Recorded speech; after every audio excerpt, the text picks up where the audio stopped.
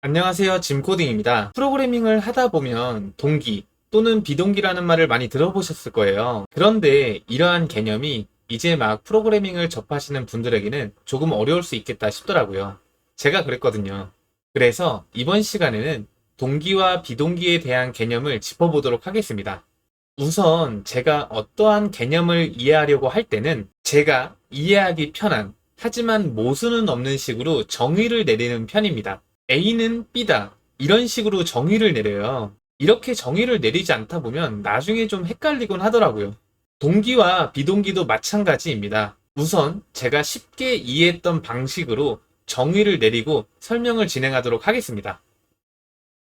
우선 쉽게 말씀드리면 동기는 기다리는 거예요. 그리고 비동기는 기다리지 않는 거예요. 그러면 뭘 기다리고 기다리지 않는 걸까요? 그것은 답변입니다. 다시 말해서 동기는 답변을 기다리는 거고요. 비동기는 답변을 기다리지 않는 거예요. 여기서 중요한 건 누가 좋다 나쁘다 하는 게 아니라 그냥 서로 다른 거예요. 그러니까 이 정도만 우선 이해해 주시면 될 것 같습니다. 우선 우리 일상생활에서 동기와 비동기의 개념을 접목시켜서 일단 이 용어와 친해져 보도록 하겠습니다. 제가 아르바이트를 하려고 합니다. 그 아르바이트는 수박을 트럭에 싣는 알바예요. 여기서 제가 맡은 일은 수박을 들어서 트럭 앞에 있는 사람에게 던지는 역할을 합니다. 그러면 트럭 앞에 있는 사람은 수박을 받아서 트럭에 차곡차곡 쌓는 역할을 하죠. 저는 이러한 일을 동기식으로 일을 할 거예요. 동기식으로 일을 한다는 건 아까 말했던 것처럼 답변을 기다리는 거예요. 보세요.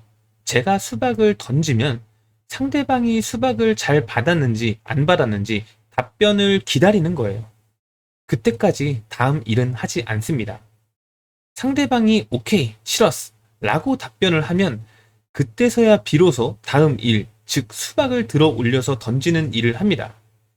이렇게 다시 수박을 던지면 마찬가지로 상대방이 수박을 잘 받았는지 안 받았는지 답변을 기다리고 또 마찬가지로 기다리는 동안은 다음 일은 하지 않습니다. 상대방이 오케이 됐어 라고 답변을 하면 또다시 일을 시작하는 거죠. 자, 느낌만 보세요. 동기식으로 일을 한다는 것은 아까 말씀드렸던 것처럼 답변을 기다리는 거예요. 자, 이제 비동기식으로 일을 한번 해보겠습니다. 비동기식으로 일을 한다는 건 초반에 말씀드렸던 것처럼 답변을 기다리지 않는 거예요. 대충 감이 오시죠? 제가 수박을 던지면 상대방이 수박을 잘 받았는지 안 받았는지 답변을 기다리지 않고 바로 다시 수박을 들어 올려서 던지겠죠?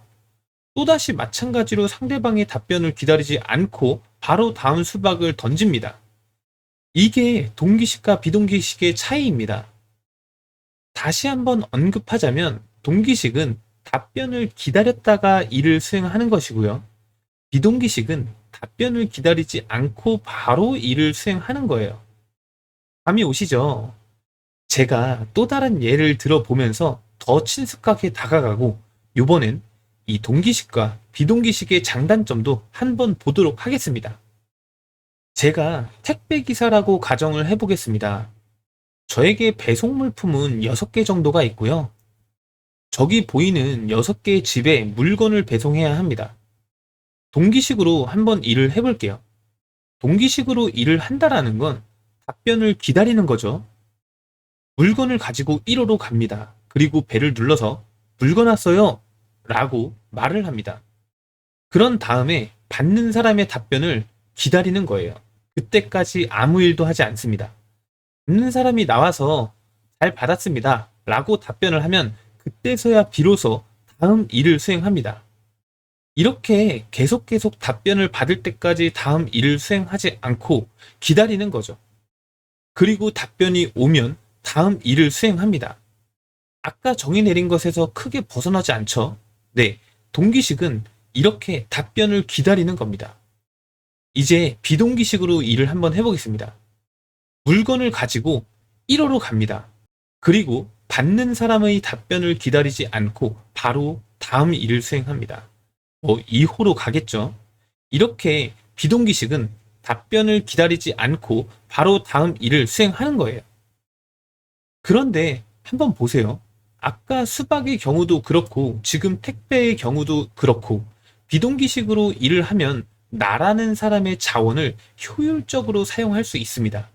왜냐하면 동기식은 답변을 기다려야 하잖아요. 그런데 비동기식은 답변을 기다리지 않고 바로바로 다음 일을 수행하기 때문에 자원을 효율적으로 사용할 수 있는 거죠. 그런데 조금 이상하죠?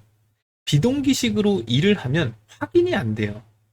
이게 무슨 소리냐면 수박이던 상품이던 이 사람이 잘 받았는지 안 받았는지 결과를 확인할 수 없다는 거죠. 예를 들어서 택배 기사는 상품을 줬다고 했는데 받는 사람이 못 받았다고 하면 조금 문제가 있겠죠. 그래서 택배 기사인 저는 다음 프로세스를 추가했습니다. 비동기식으로 일을 하되 확인을 할 수 있도록 배송 도착 사진을 촬영해서 받는 사람에게 전송하는 거죠. 그러면 효율적으로 일을 하면서 내가 배송했다라는 확인을 할 수 있겠죠. 여기에서 그렇다고 누가 물건을 훔쳐가면 어떡하냐 이런 이야기가 아니라 중요한 건 비동기로 일을 할 때는 효율적이지만 그 업무 프로세스가 조금 복잡해진다라는 겁니다. 그래서 장단점을 조금 정리하면 동기식으로 일을 할 때는 업무가 단순하다라는 장점이 있고요. 단점으로는 자원을 비효율적으로 사용하게 된다라는 단점이 있습니다. 비동기식으로 일을 할 때는 자원을 효율적으로 사용한다라는 장점이 있지만 업무 프로세스가 조금 복잡해질 수 있다라는 단점이 있습니다. 대충 감이 오시죠? 여기서 IT 용어 하나를 설명드리면 동기식에서 답변이 올 때까지 기다리는 상태, 이 상태를 블락킹이라고 하고요. 비동기식에서 답변이 올 때까지 기다리지 않는 것은 넌 블러킹이라고 합니다. 그냥 쉽게 말해서 기다리는 게 블러킹 상태구나 정도만 이해하시면 될 것 같습니다. 그리고 이제 동기와 비동기의 정의를 아주 조금만 바꿀게요. 동기는 결과를 기다리는 거고 비동기는 결과를 기다리지 않는 것입니다. 단어만 바뀌었지 마찬가지죠. 그러면 프로그래밍을 구현할 때 비동기가 효율적이니까 복잡하더라도 계속 비동기로 일을 해야 할까요? 물론 프로그램을 구현할 때 효율성을 갖고 따질 때는 그럴 수 있지만 동기와 비동기는 어떤 상황이냐에 따라 선택할 수 있습니다. 어떤 일을 수행한 결과로 다음 일을 수행할 때는 동기로 해야 합니다. 예를 들어서 제가 슈퍼에서 아이스크림을 사고 남은 돈으로 정육점에서 고기를 산다고 가정을 해볼게요. 제가 만약 슈퍼에서 3,000원짜리 아이스크림을 집고 10,000원을 지불한 후에 결과인 7,000원을 기다리지 않고 그냥 나오면 안 되겠죠? 또 요즘 마트에 들어갈 때 입구에서 코로나 관련해서 온도 체크를 하잖아요. 온도계에 손목만 땅 때리고 그냥 지나치면 안 되겠죠? 정상 온도라는 결과를 기다렸다가 확인한 후에 입장해야 할 것입니다. 물론 아까와 같이 수박이나 택배 같은 경우에는 조금 업무가 복잡해지더라도 비동기로 일을 할 수 있지만 지금처럼 결과가 다음 행동에 지장을 주는 경우에는 동기로 일을 해야 합니다. 이제 동기와 비동기에 대해서 어느 정도 이해했다고 생각하고 조금 더 프로그래밍적으로 접근하여 이해를 높여보도록 하겠습니다. A라는 사람의 계좌가 있고요. B라는 사람의 계좌가 있습니다. 우리는 계좌 이체 프로그램을 구현하려고 합니다. A라는 사람의 계좌에서 10,000원을 인출하여 B라는 사람의 계좌로 송금을 할 예정입니다. 이러한 코드는 동기로 해야 할까요? 비동기로 해야 할까요? 네, 동기식으로 구현해야 합니다. A라는 사람의 계좌에서 10,000원을 인출하는 이 프로그램을 실행시킨 뒤 그 결과를 기다리지 않고 B라는 사람의 계좌로 10,000원을 송금하면 안 되겠죠? 왜냐하면 A라는 사람의 계좌에서 인출하는 과정에서 결과값이 잔액이 부족하다라든지 아니면 올바르지 않은 계좌 번호라든지 또 아니면 은행 점검 시간이기 때문에 현재 인출할 수 없다라든지 이러한 오류가 발생될 수 있기 때문입니다.